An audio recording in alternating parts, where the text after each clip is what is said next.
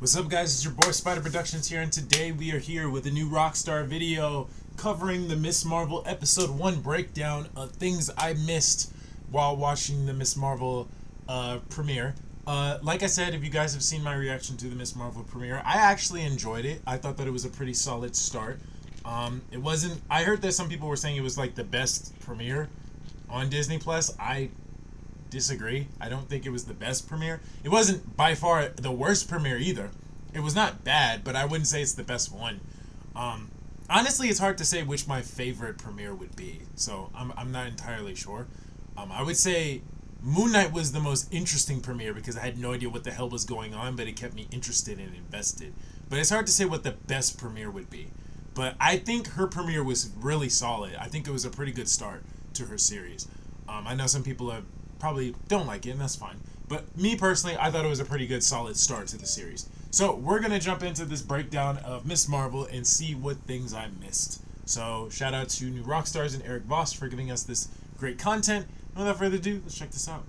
Welcome back to New Rockstars, I'm Eric Voss, and this is a breakdown of Miss Marvel Episode 1, which makes us wonder, why are the only superpowers I leave fan conventions with sunburn and COVID? Let's break down this first episode shot by shot for the many MCU Easter eggs and details that you might have missed. And I was fortunate this time to talk to the directors of this episode, Adil and Bilal, who gave me some exclusive insights that I will be including in this breakdown. The Marvel Studios title card has now been updated with a shot of Doctor Strange from Multiverse of Madness, and then on the M, it's our man Moon Knight. Over this we hear The Weeknd's Blinding Lights, a tease for the aesthetics of this series. Many shots have blinding lens flares of the same kind of purple fuchsia color of Miss Marvel's hard light in the weird realm that she goes to. And it is literally blinding light that activates Kamala's powers at the convention. All of this reflecting how Kamala metaphorically finds herself blinded by the light of her own new cosmic powers, both how cool they are and the burden of being a superhero. This opening sequence is, I love it, a YouTube video as Kamala uses her drawings to recap the events of Avengers Endgame. Now, Kamala Khan first appeared as a fan of Captain Marvel Carol Danvers in a 2013 Captain Marvel comic, and then shortly after got her own spin-off in 2014 from writer G. Willow Wilson that explored her point of view as a Pakistani-American Muslim teenager in Jersey City, and really a total Marvel stan. That whole one-step removed fandom is at the heart of this character, and why so many comics readers, as Marvel fans ourselves, could connect with her. And it's just so great that this series opens with a Marvel fan video. I feel seen. Iman Vellani herself is an MCU nerd who carries around with her a notebook filled with MCU notes and questions, who I found out in the press conference is a big fan of this channel, might be watching right now, I hope so. All this to say, this opening feels super authentic. We start with Kamala's drawings including Grouchy Hulk, and then hands together with Bismillah, an expression meaning in the name of God, an expression that characters say throughout this episode. We see her flying as Sloth, and then Bigfoot with his nether regions and upper regions covered by stars. Kamala says this is a 10-part series on Earth's mightiest hero, using the Avengers moniker, but describing Captain Marvel's savior role in Endgame. We see drawings of Cap, Iron Man, Hulk, Black Panther, Thick, Thor, and Okoye slaying Thanos' forces in the final charge of Endgame. Hawkeye is using a rubber band bow flinging thumbtacks. There's a post-it note listing Captain Marvel's sightings, sandy beaches, Tokyo, dark alley, and an arena. Kamala says the Avengers were losing at this point in the battle, and she's not wrong. It was really an all his last moment when Captain Marvel showed up. I like how we see the main Avengers joined by Wanda Maximoff, Ant-Man, Valkyrie, and Pepper Potts' rescue, and we see Cap's shield broken. Kamala says Thanos was being a jerk about magical stones, of course referring to the Infinity Stones. We see his warship with "Boo, you suck" on a note in the corner. We hear an eagle screech over a bird with a Carol Danvers mohawk. Right below that is a drawing of Proxima Midnight, and then we see Carol's fighter jet and Carol flying past a sign that reads "The future is female." Then some comics art of Captain Marvel flying through space, and Kamala drags an MS Paint file of Captain Marvel across her desktop screen. What generation of computer is she using? And I love it. Kamala mentions studying Scott Lang's podcast. It's called Big Me, Little Me, on This Powered Life, which must be a parody of This American Life that does interviews with superheroes in the MCU, suggesting that this superhero confessional podcast was how the public of the MCU learned of everything the Avengers did during the Infinity War and Endgame events. And this might have been what informed Paul Greengrass's film The Snap that we saw on the in-flight movie screen in Spider-Man Far From Home. Just a cool little detail that actually tells us a lot about the MCU. Now, when I asked the directors, Adil and Bilal, about other Avengers having podcasts in the MCU, here's what they had to say.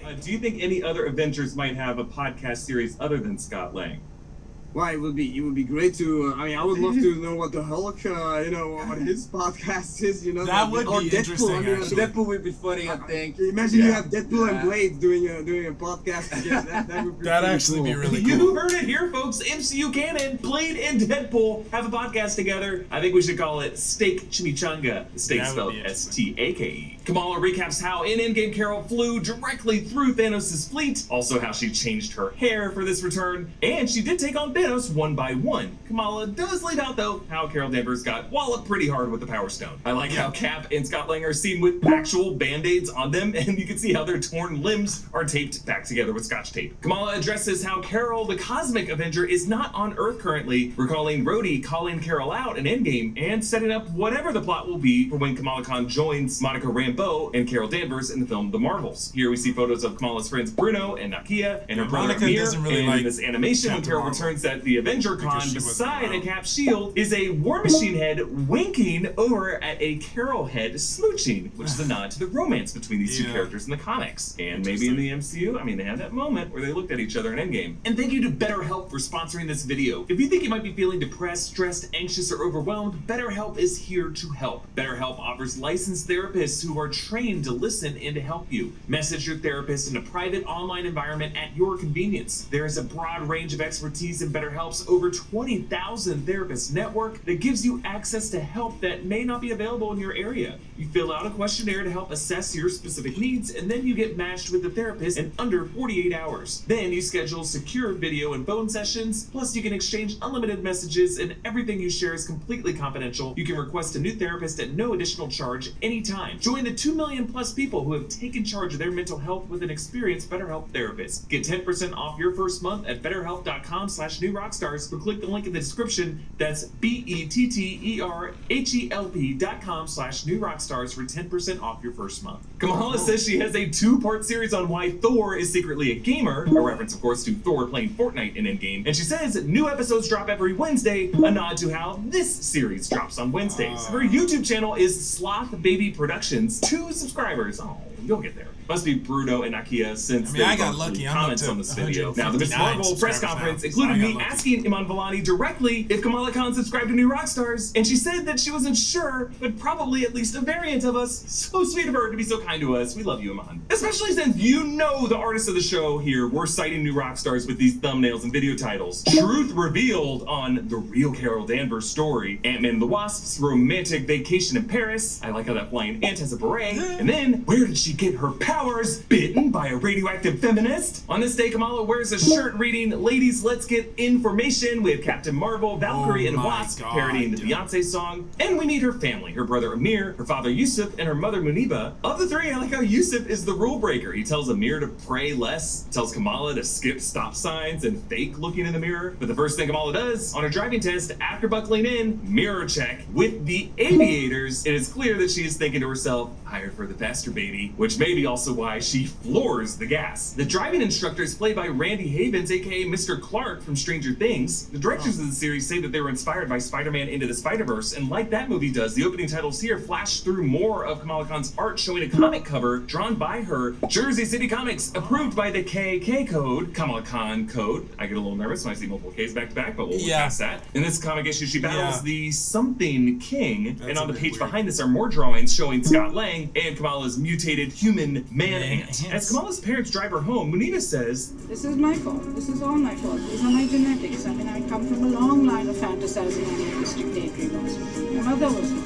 yeah, little clue here pointing to Kamala and her mother's family history, specifically Muniba's mother as the source of the powers that Kamala gains. Kamala attends Coles Academic High School, where the founders are all comics writers and artists most crucial to the creation of the Kamala Khan character. Of course, G. Willow Wilson, the Miss Marvel comics writer I mentioned before, Stephen Wacker, Marvel animated producer behind many of Kamala's comic team-ups, Adrian Alfona, an artist on the first Kamala run, Jamie McKelvey, an artist who helped relaunch Carol Danvers and design Kamala Khan's first Miss Marvel outfit, Ian Herring, known for titles like Miss Marvel and Silk especially. Takeshi Miyazawa, another artist who worked on the Kamala run. Joe Caramanga, a Marvel Comics writer on several titles over the years. And Nico Leon, another artist who worked on the Kamala comics. I love that they get a shout out here. I just, hope that Disney pays them all a little bonus too. We meet Kamala's friends, Bruno Corelli and Nakia Bahadir, and the popular girl of the school, Zoe Zimmer, all of these from this particular run of the comics. Around the school are signs reading, Dustin for Prez, he is a very good choice. Dustin Barry was the guy who worked in the set department for the show and a number of MCU titles. Kamala meets with guidance counselor Gabe Wilson, I assume named after G. Willow Wilson. GWW is written on his desk organizer. A quick montage of Kamala's mishaps all show flashes of light, the dodgeball hit, the chemistry explosion, the sunlight beaming in on the art teacher. Kamala is blinded by the light at the beginning, setting her up to eventually control and master the light. Mr. Wilson motivates Kamala with the lyrics of Reflection from Mulan. And I'm not gonna lie, high school staff could do worse than just recite Disney lyrics to kids. He says, I know, fantasy's fun. Fantasy's really fun. But right now,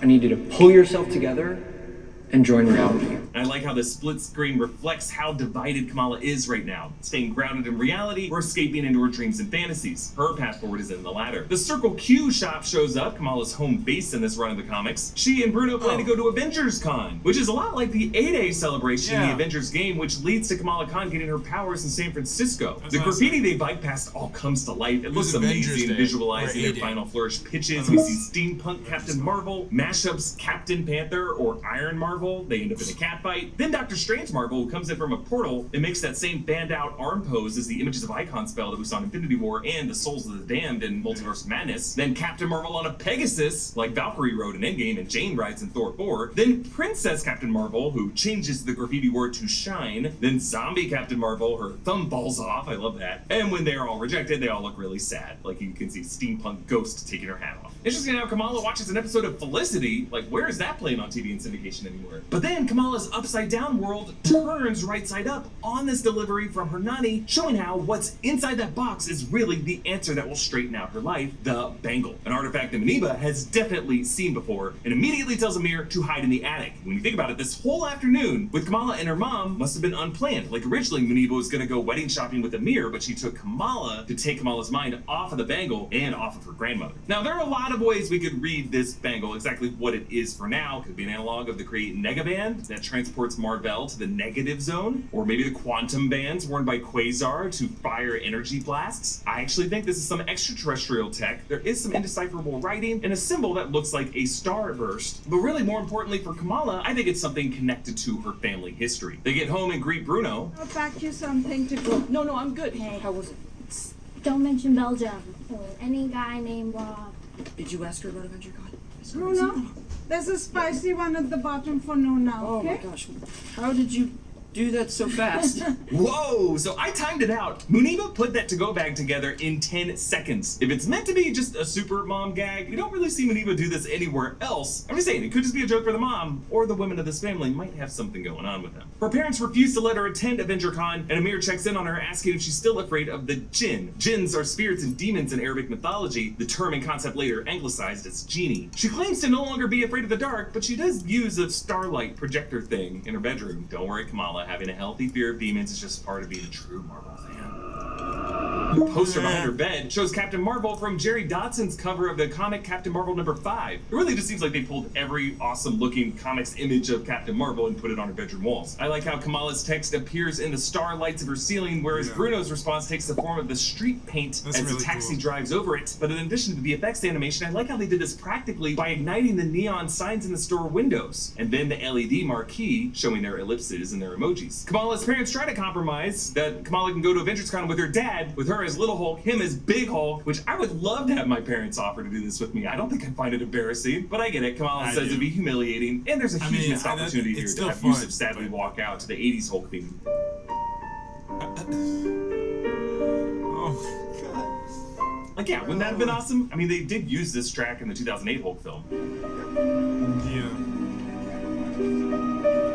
Bruno references the time when Kamala fell into the Hudson River, which is something that happens to Zoe Zimmer in the comics that leads to Kamala's first superpowered rescue. Kamala and Bruno sit on the roof, their feet dangling by an Iron Man sign, but it looks a bit blurred. And that might have been because the show's producers were told to tone down the numerous Iron Man references they were going to make, but actually if you look really closely, you could barely make out that this is really an Iron Man themed cereal called Iron Bran. Behind them is a sign for Edison Electric with these bolt images, which might be teasing Kamala's eventual logo of a lightning bolt. He gives her these gloves for her cosplay. Are those photon gloves? Yeah. Yes, photon is capitalized in the closed captioning, meaning that they are referring to Monica Rambeau, Photon, from her mother Maria's call sign. She goes by both Photon and Spectrum in the comics, but WandaVision never actually named her. So she's now confirmed as Photon. And apparently enough of a public figure for Kamala and Bruno to know about her and her powers, which is interesting. Now the director had this to say about the Photon Easter egg. How do they know who Monica Rambeau is? I want to ask you guys thoughts on that. Yeah. Whenever we would ask a question like that to Kevin Feige, he would say, I don't answer that. I would say that. We will see and discover like anybody else, because we would always say, hey, so what happens in the Marvels, actually? What's the first Kevin Feige back? Or you know, Doctor Strange or in Spider-Man, and he would always say, no, if there's a problem, I'll tell you, and I don't tell you why. So I mean, keep your secrets pretty close to the chest. So to me, that sounds like hey, keep your secrets close to the chest. He doesn't want nobody spoiling nothing. I mess with it, Kevin. You're doing great work over there, fam. it might have been a deliberate inclusion by the studio to set up Kamala's coming crossover with Monica and Carol. Kamala breaks down her elaborate plan to Bruno to get to Avengers Con. In her fantasy, her cosplay is actual MCU wardrobe standard, and she does a Black Widow landing out her window. The pose, something that the show's producer said Kamala would know as one of the few female superheroes she grew up seeing footage of. Bruno in this fantasy cosplay is Tony Stark, wearing sunglasses, a goatee, and a blowing chest reactor. Avenger Con is at Camp Lehigh. That's the New Jersey base where Steve Rogers trained, where Steve and Black Widow returned to in Winter Soldier, and Cap and Tony visited in 1970 in Endgame. On the bus in this fantasy are cosplayers of the Star-Spangled Dancers and Loki and a sorcerer with a shield. Among all the fantasy selfies are a pipe, a cylindrical Rocket Raccoon, and Nick Fury, Vision eating a pretzel, and it ends with Kamala dreaming of getting a tiara, something that she rejected earlier when Bruno pitched Princess Captain Marvel. And then the set transitions practically into an upright bed, which is the same camera trick of the Nexus antidepressant commercial in WandaVision. And while Kamala's plan ultimately goes awry, she does end the night dropping into bed. Yes, this dream plan immediately falls apart. Instead of a superhero landing out her window, she breaks the tree branch and falls hard. That was the way she was going to get back into her room. Really, the only way she's able to get back into her window is with the help of that hard light that she's later able to summon. Poor Bruno, even his outfit doesn't look as cool. We learn later his whole cosplay is just a white lab coat for Bruce Banner. This poor guy spent way more time making Kamala's cosplay suit than he did his own. We all need friends like Bruno, but instead, we don't talk about Bruno. The Camp Lehigh banner is actually similar to the sign at the gate when Tony and Cap arrived in 1970 in Endgame. They added Cap's shield in the middle of it, and I like how they put this large statue of Captain America in a Jeep. You listen to the music playing in the scene, it is the Star-Spangled Man with the plan. I like the little dance that the guy in the Wakandan garb does to celebrate his awesome looking fit. Inside, the convention booths include Things Hulk Smashed, which I guess is just a collection of rubble and broken stuff from all of Hulk's collateral damage over the years. You can see a fridge with a giant handprint in it. There's a giant man Scott Lang display with a fair. Really? They just collected Hulk's stuff that he's destroyed? That's hilarious, actually. I love that. Smashed, which I guess is just a collection of rubble and broken stuff from all of Hulk's collateral damage over the years. You can see a fridge with a giant handprint in it. There's a giant man Scott Lang display with a fairy in a pool, recreating his size up in the San Francisco Bay in Ant-Man and the Wasp. There's a Cosmic Avenger Captain Marvel setup. There's a Realm of Asgard with a Thor throne that you can sit on. We see the Iron Man dancers from the Stark Expo in Iron Man 2, mugs of Mjolnir ale, some art pieces referencing America's ass. I understood that reference. Then there's a memorial wall for the fallen with messages to various loved ones pinned up to it. In the middle is Natasha and Tony on display, but no Vision. Also in the upper right of all the notes is a mention of the Sokovia Accords. I assume someone's saying, this is why we need the Sokovia Accords? Hey, why you gotta make this so political, bro? There's another booth with a guy dressed as Drax, showing a DVD on sale, The Peter Quill Star Boy Story, Pal to All Planets, a 40-minute documentary series. I like how the title calls him Star Boy, keeping up with a recurring gag of messing up his name. It isn't Star Prince. Star-Lord. Oh, sorry. Presumably, if Quill himself would have been the source for this, they probably would have gotten his name right, so I'm guessing this is a third party trying to cash in on it. Also in the background is a shelf with Rocket plushies labeled Trash Pandas, because that's what he is. He's a trash panda. Oh my God. Is that better? It's so much worse. Another guy hands out pamphlets for Avenger tours to New Asgard, which might be part of the tourist attractions that we are now seeing in Thor: Love and Thunder footage. Now, here's a fun one. After Kamala leaves the bathroom, there is a cardboard Captain America and a cardboard Iron Man on the left of the frame, which were actually cameos by Sagar Sheikh and Rish Shah, who play Amir and Cameron. Thanks to Sagar, friend of the show, who actually sent me a photo of him and Rish on set. Kamala is able to unlock the bangle by twisting a small circle that turns 4 other cogs, and then it clips on and extends, then coats her body with a layer of cosmic radiation, and then she falls backward into this interesting purple-tinted realm filled with shadowy figures, their eyes glowing. Many of them look bald and caped, carrying spears. I don't know, they look a bit like Watchers, a statue of whom appears in Thor 4. Now, if this bangle is based on the Kree negabands, we might be looking at the negative zone, but I think this is going to be more personal to Kamala and her family, her Nani. The purple and fuchsia tones actually remind me a lot of the ancestral plane, which Moon Knight just told us is part of the same MCU afterlife network as the Egyptian underworld. We could be looking at another spiritual realm that's connected with the ancestors of the Khan women, ancestors who might be extraterrestrial, Kree, or Skrull, or Kree experiments on the humans, the Inhumans. Because in the comics, Kamala gets her powers by being enveloped in Terrigen mist, a process called Terrigenesis that creates Inhumans. And in her Terrigen cocoon, she sees the forms of Cap and Iron Man and Captain Marvel, and comes out in a form modeled on her idol Carol Danvers, but with stretchy limbs, before she realizes that she could just look like herself. In Marvel lore, the Inhumans are genetic experiments by the Kree, and in the MCU, the Kree Supreme Intelligence uses tech in which its form manifests based on the perceiver's inner desires. So, Kamala's cosmic powers from this bangle may still be Kree or Inhuman in origin, but coming to Kamala by way of her Pakistani grandmother, who maybe could have been an extraterrestrial refugee on Earth with alien technology to harness the power of the cosmos to manifest one's inner desires. In fact, this layer of cosmic radiation wisping around her body could be the MCU's version of Terrigen mist. I'm just doing my best to theorize how this works. We'll learn more in future episodes. Now, as she takes the stage, light is what triggers her powers to activate the flashing camera. And as she is blinded by the light, she emits a series of crystalline discs, what the show calls hard light, the same colors of the realm she fell into. Now, yes, this is the change from Kamala's powers in the comics, in which she can stretch and embiggen her limbs like Reed Richards can, but the producers have said that they want to better align MCU Kamala with where the MCU currently is. And that seems to be either cosmic radiation of Captain Marvel and Photon and the Kree, or maybe a kind of mystical light inherited from her grandmother. Or really, again, as I think, a mix of the two. One blast of these knocks the Giant Man helmet loose, so that this thing boulders through the convention, Rude Goldberging the Avengers boost, so that a giant Mjolnir swings right into Zoe. Think about it, for Kamala, this is her worst nightmare, something that she did, causing the collapse of every Avenger before her eyes. In the comics, Kamala's first hero moment is saving Zoe and beginning her hand to lift her from the Hudson River. Here, she uses a cosmic extension of her hand and arm to cushion Zoe's fall. Actually, in the closing credits of this episode, you can see an embiggened version of Kamala's hand catching Zoe, as it looks in the comics. The animation on the house as Kamala gets home shows the time as 11:11, which is the time one makes a wish. A nod to Kamala going through a bit of wish fulfillment here. Her mother catches her sneaking back in. Do you want to be good? Like we raised you to be? Or do you want to be some, this cosmic head in the clouds person? And dropping back down on her bed, Kamala answers, Cosmic.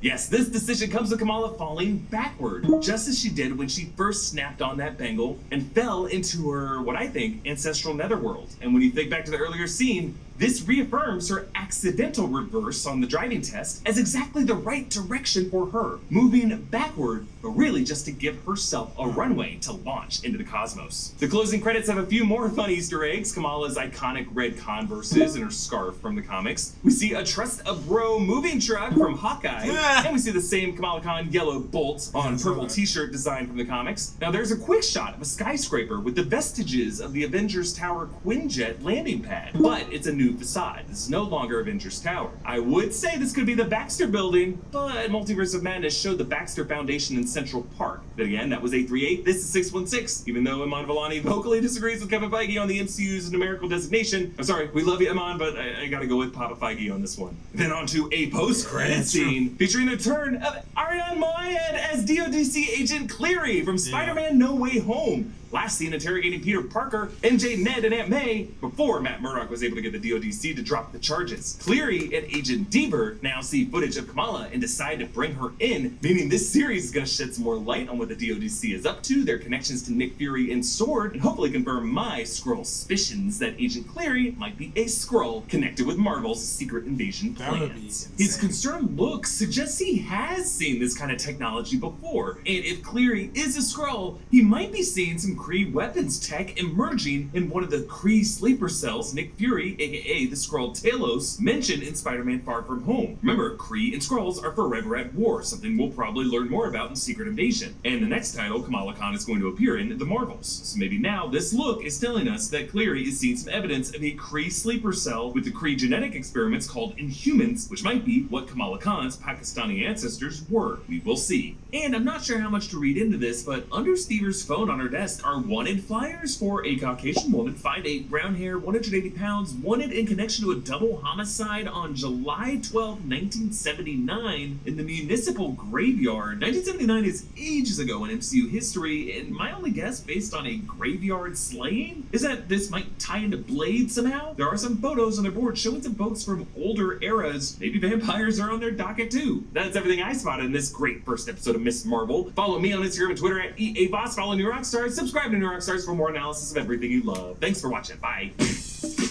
Well, thank you, Eric. That was a lot going on for that video. It was amazing. Well, guys, there you have it. That was the first episode of Miss Marvel Breakdown. Definitely enjoyed that. A lot of things that I obviously saw, and then there were some things I didn't notice. So thank you, Eric, for the breakdown. I enjoyed your content, and I enjoyed all the great things you are doing over there. And thank you for tuning in to watching me react to this, and also tuning in to seeing my reaction to Miss Marvel. And I hope you guys enjoyed my reaction to this video. If you guys did, let me know in the comments down below what your favorite part about this video was. I'd like to hear you guys' thoughts and opinions in the description down below. Drop a like on the video for your boy. Hit the subscribe button to be part of the community. And hit bell notifications so you guys know when I shall post next. And I'll see you guys in the next video. Peace out.